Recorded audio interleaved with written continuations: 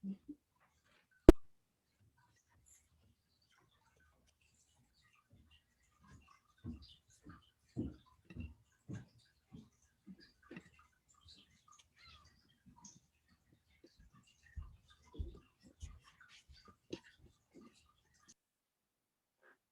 evening, everyone, and thank you for joining our bi-weekly 2021 CUBES virtual seminar series in the time of COVID. This is what we do rather than in person. I'm excited today that we have Laura Cameron and Matt Rogalsky joining us, and they'll be introducing themselves shortly. Before we start off, I'd like to do a land acknowledgement.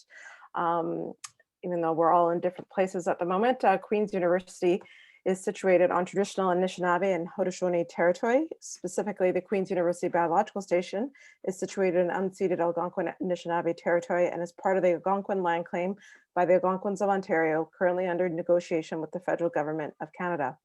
Acknowledgement of these facts requires recognition of the pre-colonial history of this land and the peoples who lived here and continue to live here.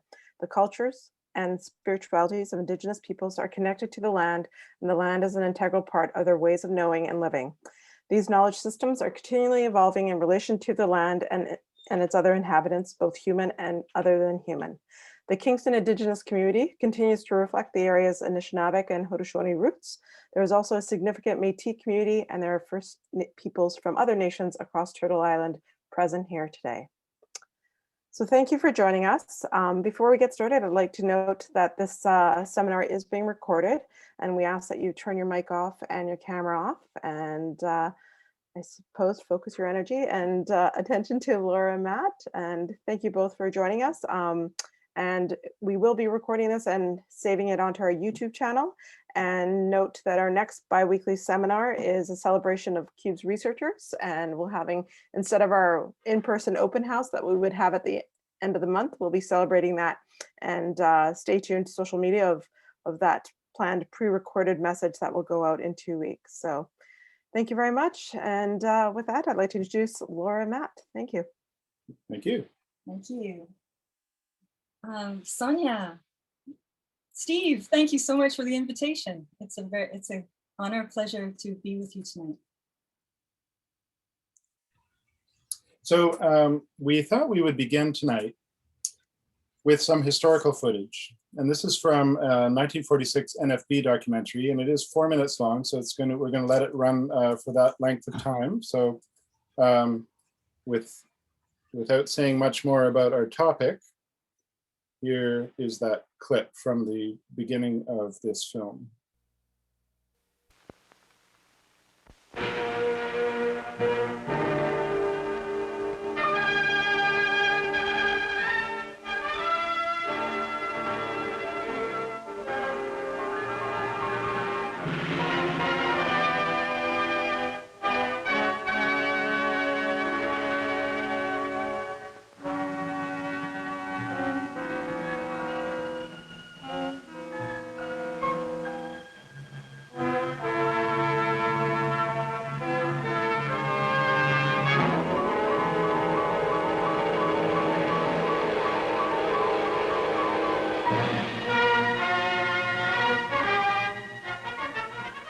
Churchill, January 1st, 1946. To Canada's northern port come the men and machines of Exercise Muskox. The men in unfamiliar dress, the machines compact and efficient. Canadian snowmobiles, originally designed for the Norwegian campaign, now reconverted for peacetime travel in the Arctic, about to face their first post-war trial to cross the barren lands of Canada's Northwest Territories in midwinter. For 2 centuries, Churchill has watched men moving north. Here the great northern timberlands come to an end, and the Arctic tundra stretches unbroken north to the polar sea and beyond. The trapper Indian gives way to the nomad Eskimo. Here still stand the ruins of Fort Prince of Wales. Men in this lonely outpost once ruled over half a continent and controlled the fur trade from Hudson Bay to the Rocky Mountains. From the end of steel at Churchill, the snowmobile will carry men and equipment into a land never before crossed by motor vehicle. With its high-powered engine and yard-wide tracks, it can go anywhere a dog team can, in a fraction of the time.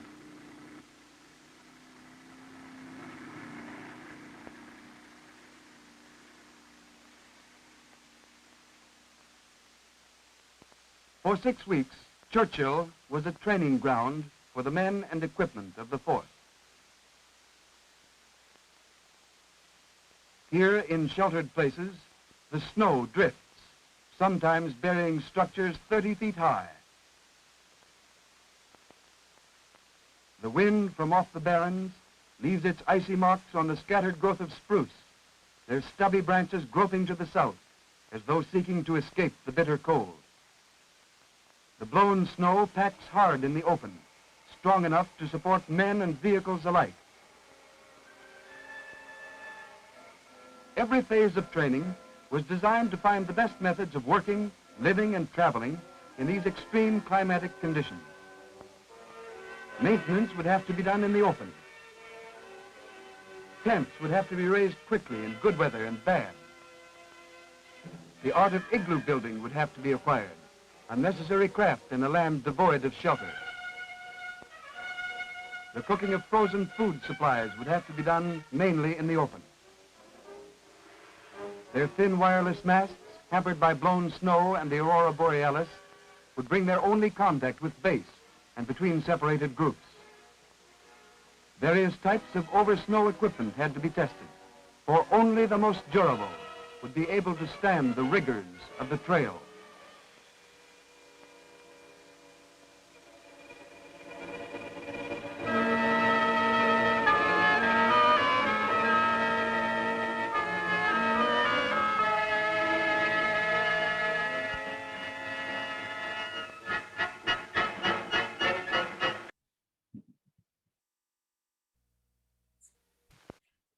Exercise Muskox was a 1946 sovereignty exercise carried out by the Canadian Army.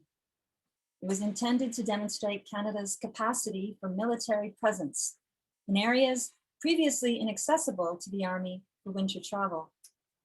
And it wasn't particularly successful in this. As Lieutenant Colonel William Gunn, seen here at far left, recalled in 1983, quote, "Exercise Muskox was really quite a thing. It was, as I explained, really to test gear and people under winter conditions in the Arctic. It was really quite extraordinary how some of the things turned out to be quite unusable and really quite impossible and poorly designed," unquote.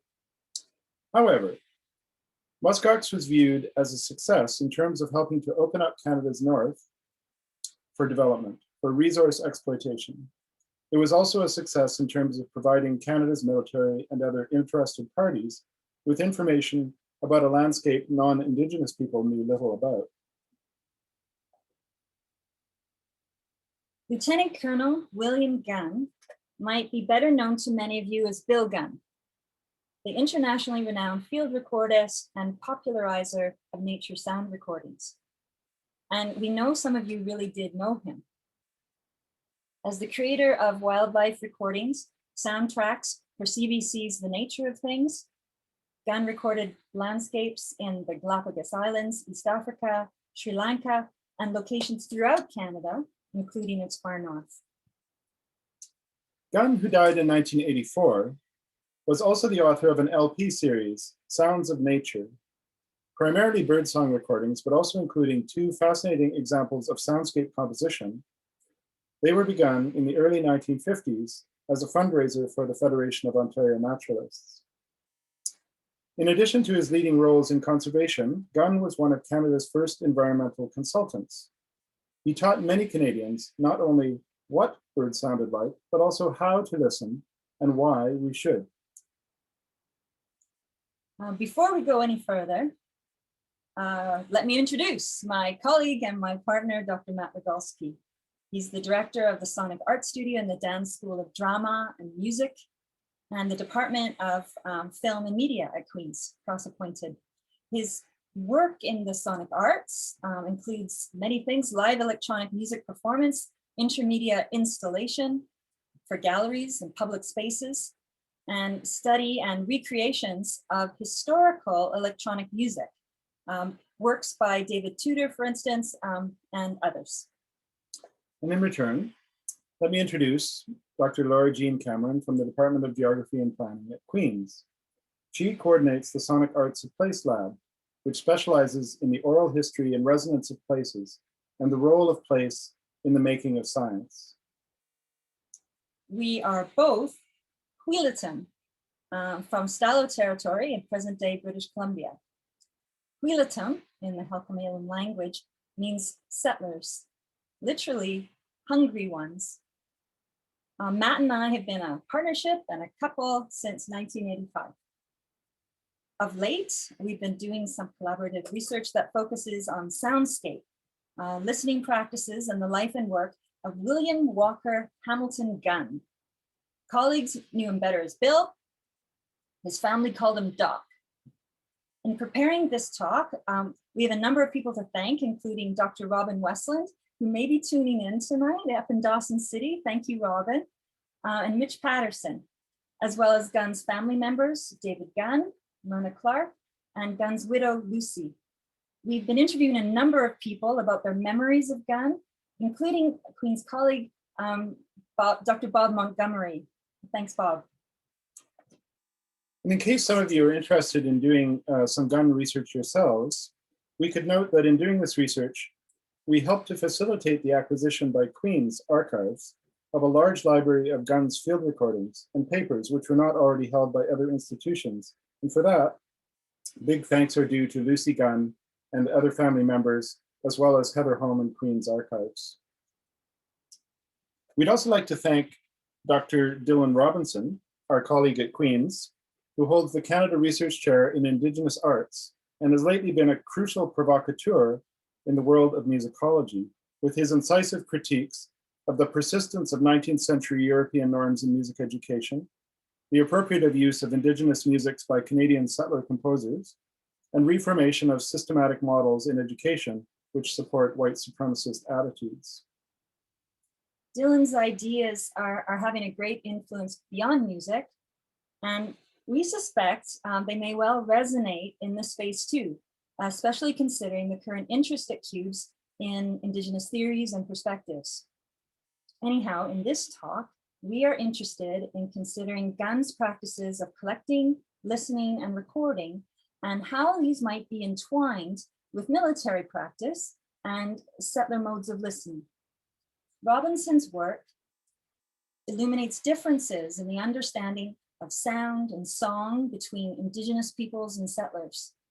Seeking for ways to ethically engage with other sounds, he introduces the idea of guest listening, which treats the act of listening as entering into a sound territory, where one might need to seek permission to do so. For field recordists, there are implications here that might extend to relations with non-human kin as well.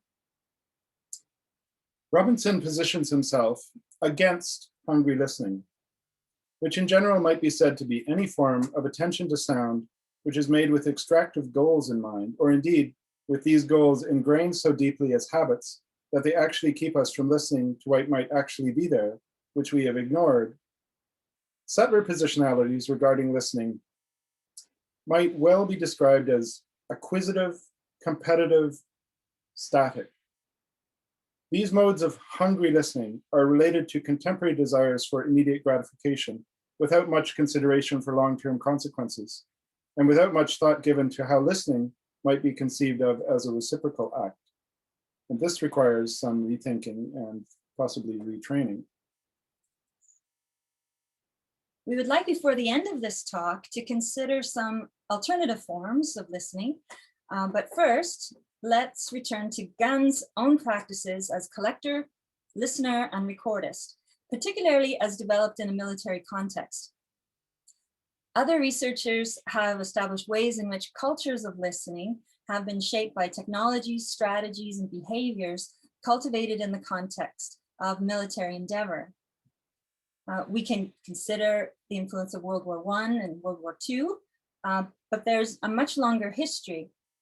In Redcoats and Wild Birds, Kirsten Greer has written of the entwined history of ornithology in British military endeavors. Ordnance Officer Gunn had a predecessor in Ordnance Officer Thomas Wright Blackiston, who a century earlier collected numerous birds while serving with his regiments and sent specimens to museums. So here we see Gunn pictured with his favorite means of capturing birdsong, the parabolic reflector. The reflector technology itself descends from military applications dating back to 1888. And this method of recording was adopted by birdsong enthusiasts as early as 1931. Gunn contributed refined reflector designs, which he had manufactured in Toronto. His adoption of this technology, so closely related to military use, finds odd resonance in his 1955 nature music exercise for children, which calls for us all to, quote, listen with all our might, unquote. And we're going to be returning to that exercise towards the end of our talk.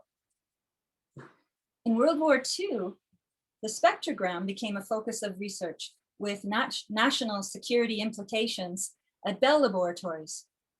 When the technology was declassified after the war, it was quickly adopted by ornithologists and birders, including Gunn. The tape recorder, which Gunn began using in 1951, though not directly a product of military research, was developed by the German company AEG and was employed extensively in Nazi Germany for propaganda purposes. It rapidly became widespread after the war. So, Exercise Muskox. Gunn's role in this was somewhat mysterious, even to himself. During the war, he signed up for the Ordinance Corps and was quickly promoted through the ranks to lieutenant colonel. Ordnance is, quote, a branch of the armed forces dealing with the supply and storage of weapons, ammunition, and related equipment, unquote. As the officer in charge of the supply depot in Montreal, getting tanks onto ships in the St. Lawrence, Gunn related that he had, quote, about 2,000 people working for me, and it was the most responsibility I ever had in my life, unquote. As Gunn told the story, at the end of the war, a group of people in charge of planning Exercise Muskox came to visit his depot. Gunn recalled, I finally got up enough courage to ask them if I could go along, and they said, well, what would you do? And I said, I could be an observer for Ordnance. So to my surprise, they said, okay. I didn't quite fit in anywhere. Again, I was kind of the odd man out. Nobody really quite knew what I was supposed to be doing, including myself. I wondered, what was I getting myself into? How did I get into this? And though his specific role remained unclear, Gunn was effectively part of a small advanced party in charge of one of the large snowmobiles that resembled a tank. Issued with a license to shoot migratory birds, his other activities on the mission included observing and documenting fauna and collecting wildlife specimens for the Royal Ontario Museum. So he traveled with the advance party as far as Baker Lake, which is only about halfway up your screen there on the right. And then he was appointed base commander back at Edmonton, charged with supplying the continuing mission. Yet as part of Muskox, he flew north again at least twice, up to Norman Wells and to Fort Nelson, in time to catch the spring migrations of many more bird species. These wildlife sightings ended up carefully described in the report of the Canadian Army Operational Research Group for Muskox.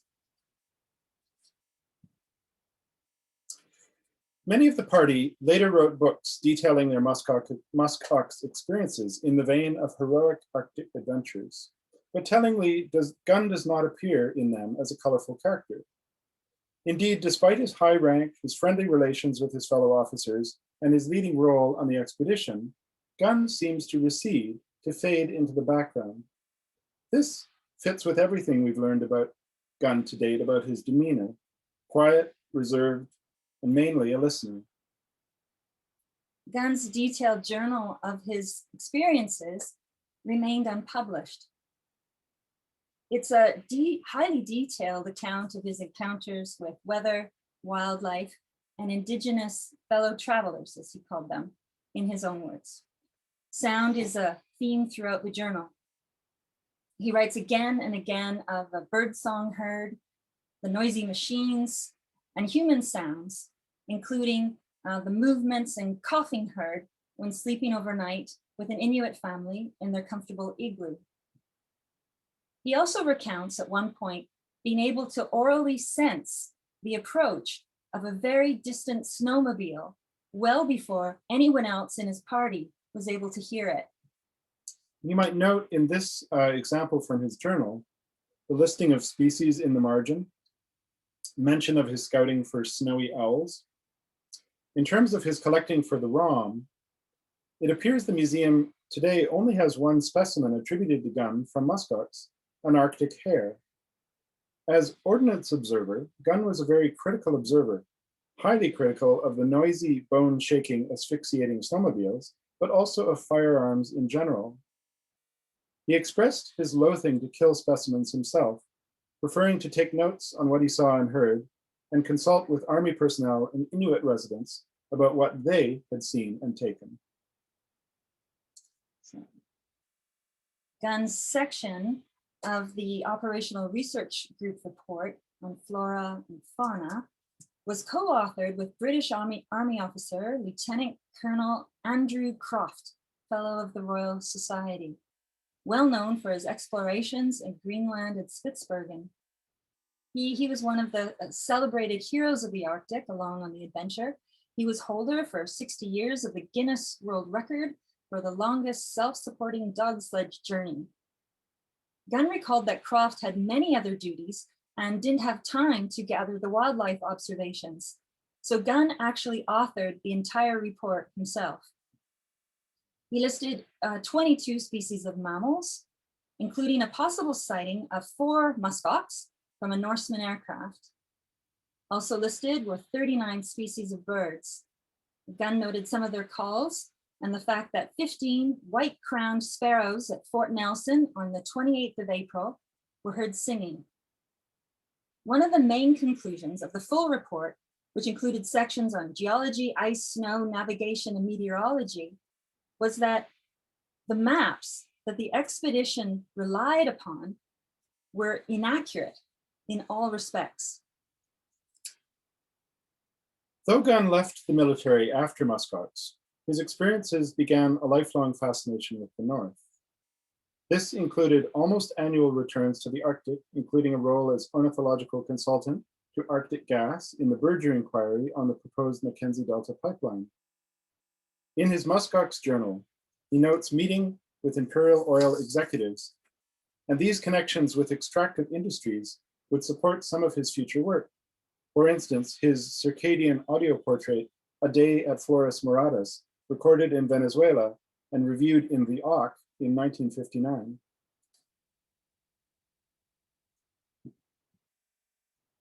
Almost immediately after he was discharged, he began sharing his research from the expedition with his birding communities. For instance, lecturing at the Brodie Club at the Royal Ontario Museum in Toronto in 1947. A talk illustrated with lantern slides, perhaps similar to these images from his albums. Here, for instance, is an image of Gunn setting off from Churchill Camp on his leg of the expedition to Baker Lake. He's seen here shaking hands with Colonel Don Cleghorn, Churchill base commander and a fellow birder from Montreal. In this slightly different image, Patrick Baird is seen on the far right. He was a Cambridge-trained glaciologist who led the main party, becoming quite the celebrity in the process. He became a director of the Arctic Institute of North America and supervised northern field studies in the Department of Geography at McGill. Shaking hands with him is Graham Rowley. Rowley was commander of the advance party, and he too was Cambridge trained. The Telegraph newspaper called him, quote, one of the last true explorers of North America, unquote. Not pictured in these photos is Colonel J.T. Tuzo Wilson, geophysicist and geologist, yet another Cambridge graduate who was commander of the entire exercise. Baird, Rowley, and Wilson were the men who had visited Gunn's Montreal supply depot and had initially invited him to join them in the operation. Immediately after Muskox, Wilson accepted the offer of a professorship at the University of Toronto. Gunn would go to U of T right after Muskox as well, in his case starting a PhD in biology, focusing on bird migration. Throughout the Muskox album, there are many photographs of landscapes and the land's inhabitants. Although not always named in the album, perhaps striking in the journal is the way that Eskimos, as he writes, are individually named and characterized rather than remaining nameless native informants. He was particularly impressed by Nigiak, who essentially saved the advance party as an expert guide after wireless communication failures. He mentions going over his bird books with Tapate, an Inuit who assisted the Anglican missionary, sharing his knowledge and trading specimens. Then there's Nauja, another guide, and Ogi and Kablunak, trappers. Gunn's respect for their technological skill and knowledge of how to thrive in their Arctic homeland is evident throughout the journal.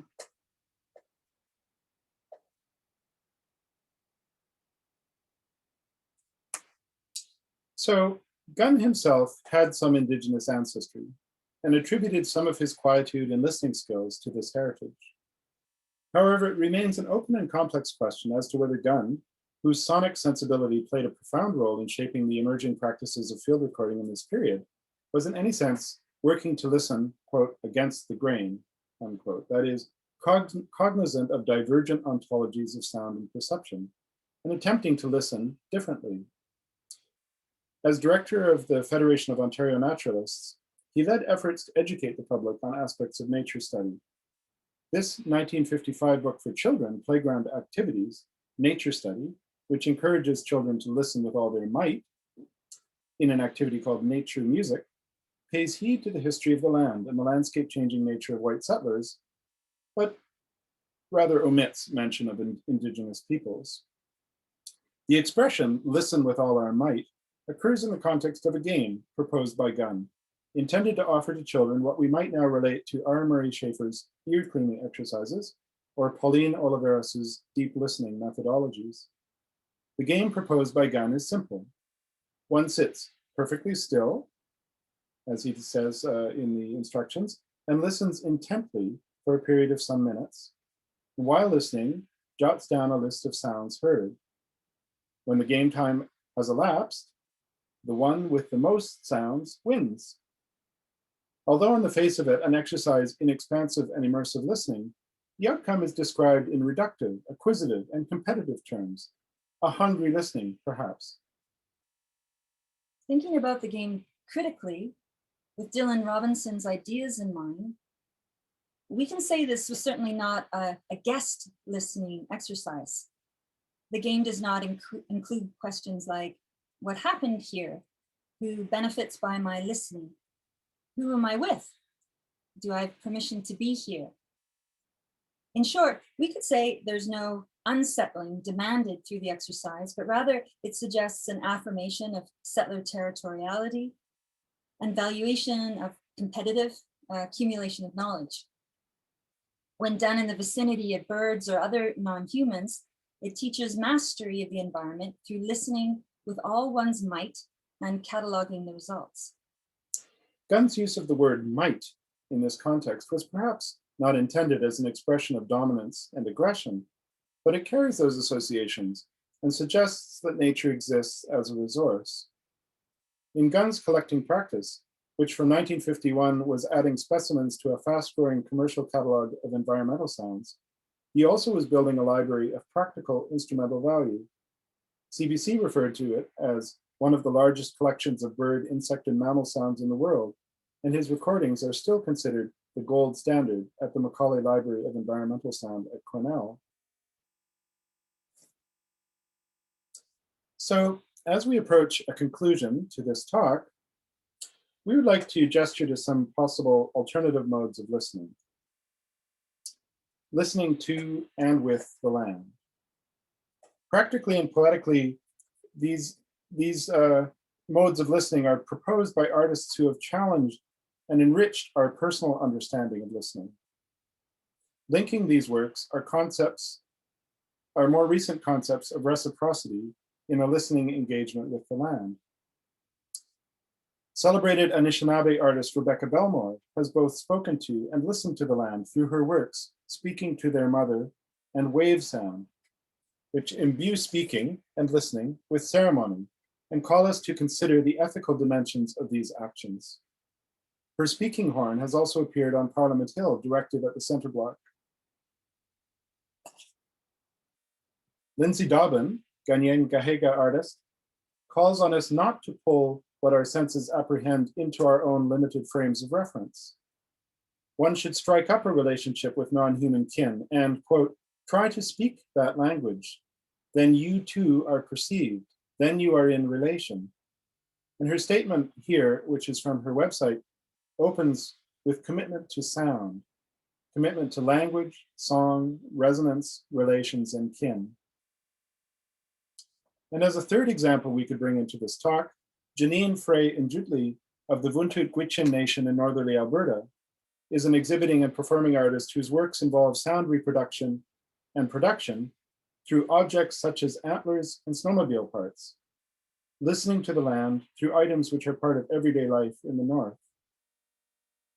All of these modes of listening stress relationality, a relationship between that which is listened to and the listener herself. In contrast to acquisitive and competitive gestures, they stress wider ethical contexts, gratitude, curiosity, perceiving and being perceived, ceremony, the materiality of sound, responsibility, and respect. So we'd like to end this talk by listening to a Gunn recording. Not one from the Gunn Library of Wildlife and Environmental Sounds, but rather a recording of Gunn's own voice. In doing so, we suggest we try to keep some of these other modes of listening in mind. Listening for and with relationship, a more layered and entangled listening. In this 2-minute excerpt that we'll play, one of the relations here is Gunn's relationship with his nephew David Gunn. David recorded a series of conversations with his uncle a year before his death in 1983. At home in Bobcaygeon, Ontario, here Gunn recalls his childhood in Scotland, England, France, and Switzerland, and his early powers of perception, the same powers that gave him special abilities on muskox. His parents moved around a lot and often struggled financially. He was placed in a boarding school. Though the story he remembers involves time spent with his mother in London. So we've left this 2-minute recording unedited for pacing. Gunn's delivery is rather monotone, with long pauses, but very deliberate. We might mention here that the first reel-to-reel tape recorder, which Gunn owned, was purchased for him by his father, with an ear to correcting an early stutter, in the manner of King George VI. You might listen to this with awareness of other sounds in your space, wherever you are, the other beings that may be in your space. You might listen mindful of the territories of Turtle Island that our sound stream traverses as it makes its way to your device, and then from your speakers or headphones to your ears as sound pressure waves. We'll now play this excerpt to conclude our talk. The other couple of things I wanted to mention had to do with my sight and hearing, which were, I think I was lucky enough to be pretty good in both of those. And I can remember when we were living in London,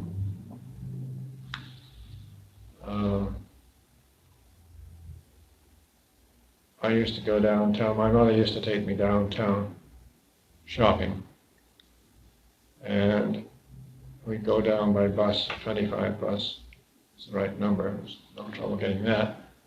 But then from downtown, we had to get a 25 bus back, and we'd be at a bus stop where lots of different numbers of buses coming, and we'd have to let a whole lot go by before 25 came along. And she discovered that I could identify 25 long before she could, in part because my eyesight was good, but also the formation of the letters on the front. These are the big double-decker London buses. And then another thing happened at the same place. We were living in an apartment not far from Victoria Station. And downstairs on the ground floor, next door, was a garage where the post office people parked their trucks that delivered the mail. And they had a number of different trucks there, different makes and sizes, and they were numbered.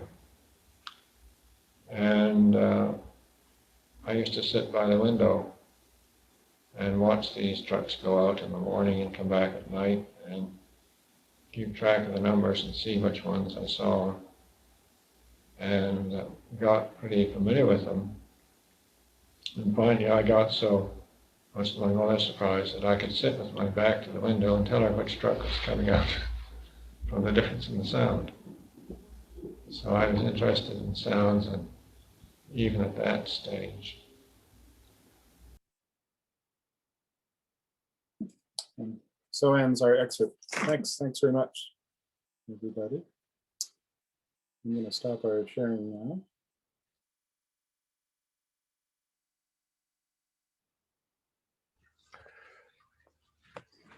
I should have changed my background. I apologize for the hippo. Yeah, it was pretty close when I took this photo.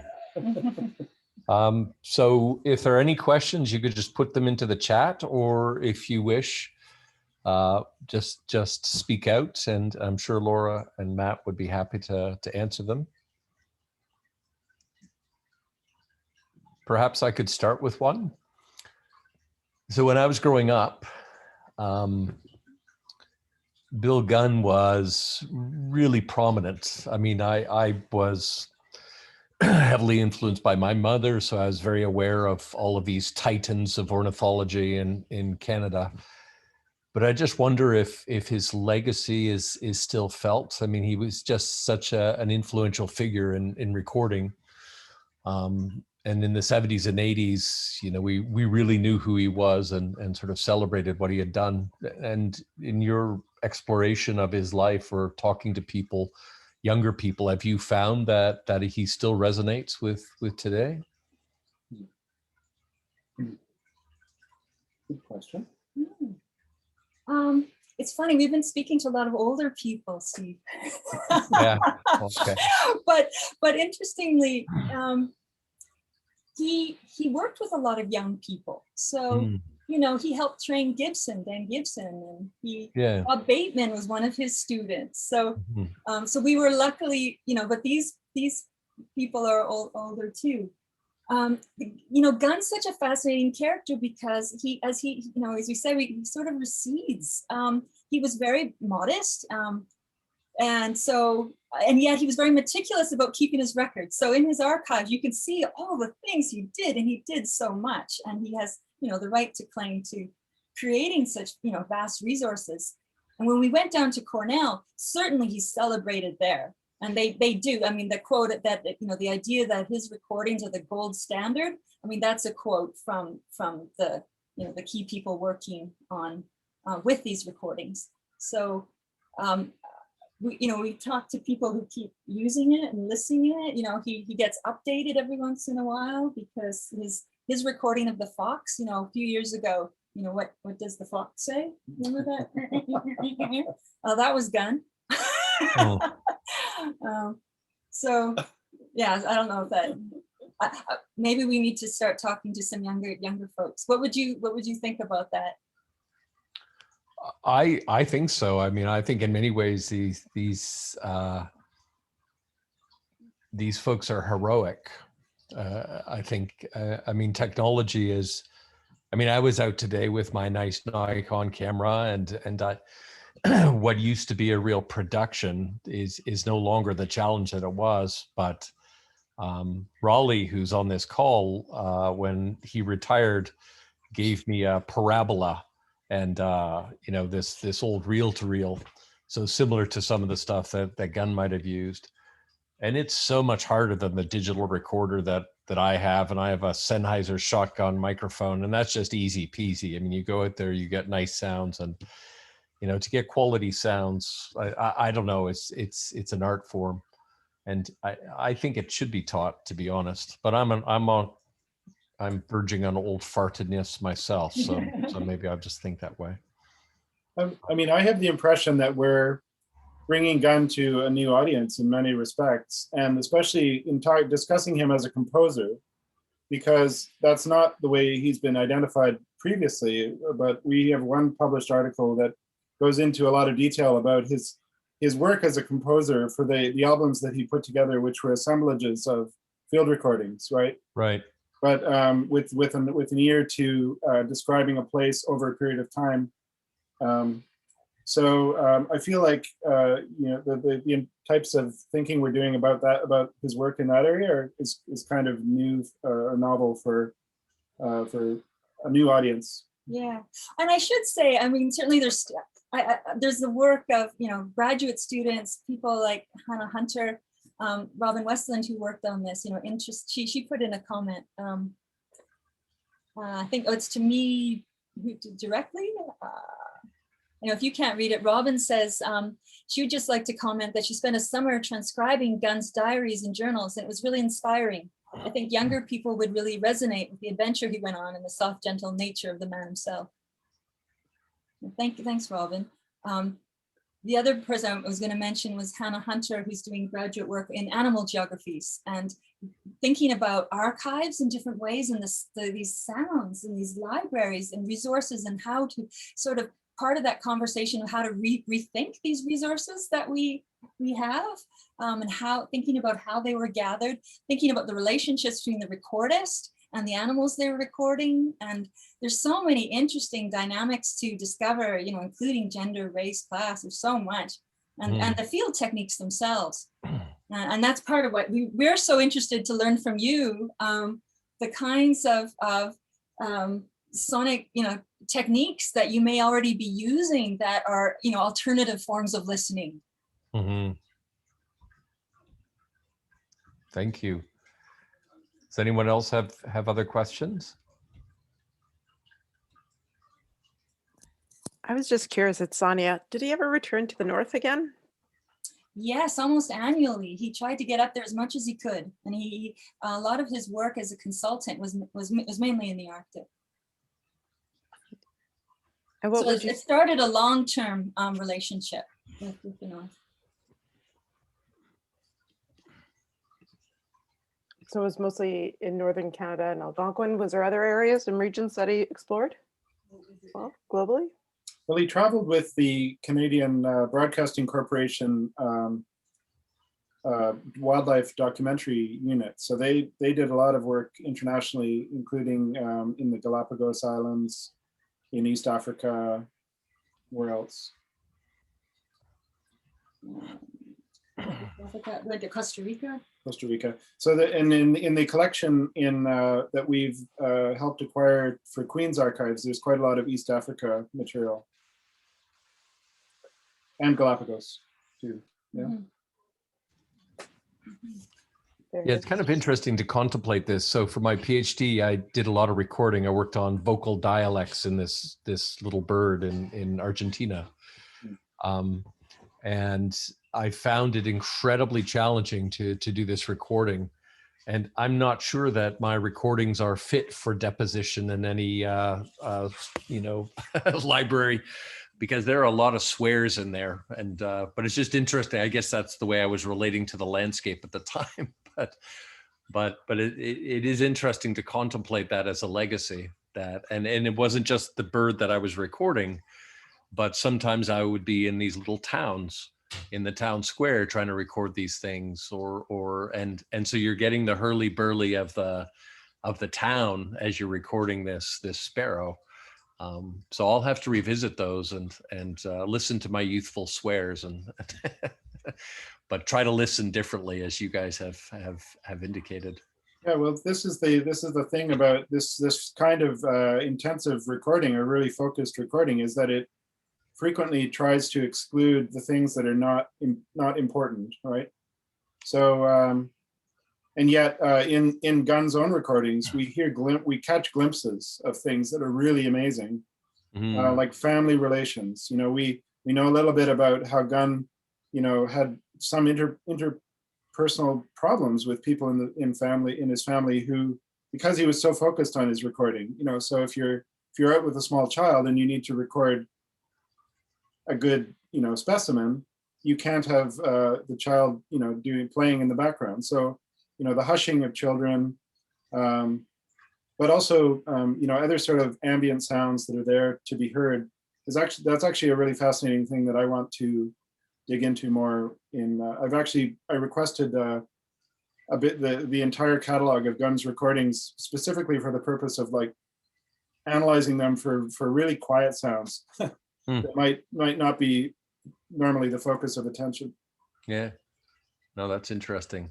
Now, I certainly will re-listen to my recordings from 30, 40 years ago with renewed interest, and try to exclude the bird I was trying to record and actually focus on other things. So yeah, well, Gunn, he's such an interesting character, and his work actually, I think, has quite a strong tension between being interested in all the details of the environment and focusing in. Because one of his first recordings, I mean, it was of his backyard in Toronto, and it was sort of everything, and the airplanes and the robins, and he writes down everything that you can hear, you know. And he has a category in his library just called environmental sound. So he was like a very early environmental sound recordist that included all sorts of things, including trucks and planes, and which he was interested in just as much. So I think it's the first Sounds of Nature album, which is essentially just a birdsong album. I mean, like, it's got cut after cut of different birds, and you're supposed to listen to them and learn their songs and learn what they sound like. But the last cut includes, and Gunn, I think, found this amusing, was the contrast of song sparrow with a train. So the bird is singing and the train is approaching. So he, you know, to that extent, he allowed this other sound to intrude on his perfect birdsong recording because it provided an amusing contrast. Huh. That's really neat. Yeah, I mean, I do recording of frogs too. And often you'll have 1,000 frogs calling and you're trying to record one. And you can't but help to hear everything else that's going on. Nocturnal birds, you can hear the insects buzzing in your ear, and it's really quite interesting to that nocturnal piece as opposed to the bird stuff that I would do. So yeah, that's very interesting. Nice. Well, thank you so much for this. You've opened my eyes a little bit or a lot to what I should be listening to. Next time I'm out filling snake nest boxes, as I was doing today, I think I'll listen very differently to the environment as I do so. So thanks so much, Matt and Laura. We really appreciate this and appreciate you taking the time. Thank you. If anyone has gun stories to tell us, please write us at Rogalsky@queensu.ca. Or Cameron at queensu.ca. Thank you. This is fun. We don't actually get to talk together very much. Right? Yeah, that's wonderful. A lot of fun. Really great to have this chance. Yeah, thanks for the opportunity. Thanks again. Okay. Okay, take care. Thank you, Laura, Matt. Bye-bye. Bye for now. Have a good evening.